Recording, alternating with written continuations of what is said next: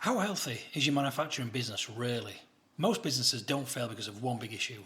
They struggle due to 100 small gaps across leadership, people, quality and process. In my work with factories across the UK, I found that asking the right questions is often the fastest way to uncover hidden problems and spark real improvement.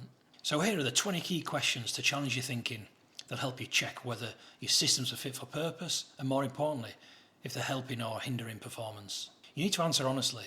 Even 1 or 2 weak areas can explain recurring issues like high waste, poor morale or inconsistent quality. So let's get into this.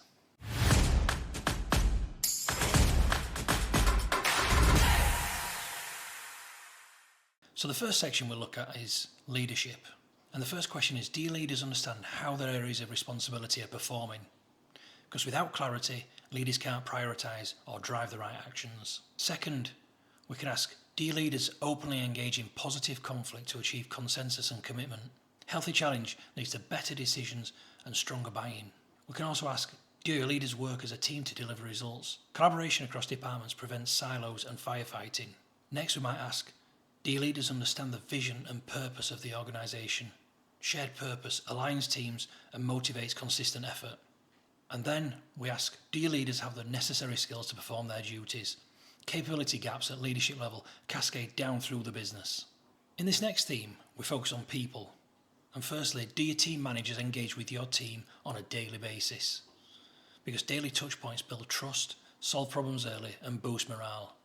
And sometimes difficult to face into, we need to ask a question, are your teams generally happy with the work, pay and conditions? Because unhappy teams are less productive and more likely to leave.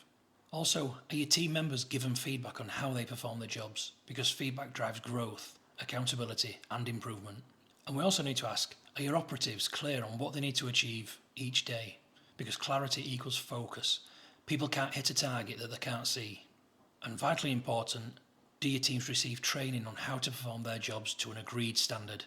Without training, people guess, and inconsistency creeps in. The next theme is quality. So do you understand what's important to your customers? If you don't know what matters to them, you can't deliver value. Next, do you record the cost of poor quality throughout your organisation? Hidden waste stays hidden. Tracking cost brings urgency to improve. And then moving on from that, do you monitor the quality performance of each part of the operation? You can't fix problems you're not measuring. Next, we ask, do the right people have accountability for quality in your organisation? If no one owns it, no one fixes it. And also, do you have clear quality improvement actions that are managed? Vague actions lead to vague results. Managed plans drive change. And then the fourth theme is process management. So do you have visual performance metrics on display in the operational areas? Where performance is visible, it becomes a shared responsibility. Next, do you have standard operating procedures that are followed by all operatives? Standards prevent variation, errors and shortcuts. Do you have real-time data collection from the process which captures key metrics? Real-time data means real-time decisions, not yesterday's fixes. And do you monitor key events such as changeovers, machine speeds and rejections? Tracking events helps you spot bottlenecks and improve flow. And really importantly, do you use root cause methods to understand why certain events occur?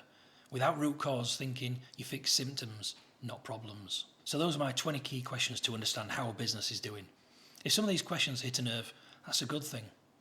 They're the same questions I use in diagnostics with clients, and I've turned them into a free online scorecard you can complete in under 5 minutes.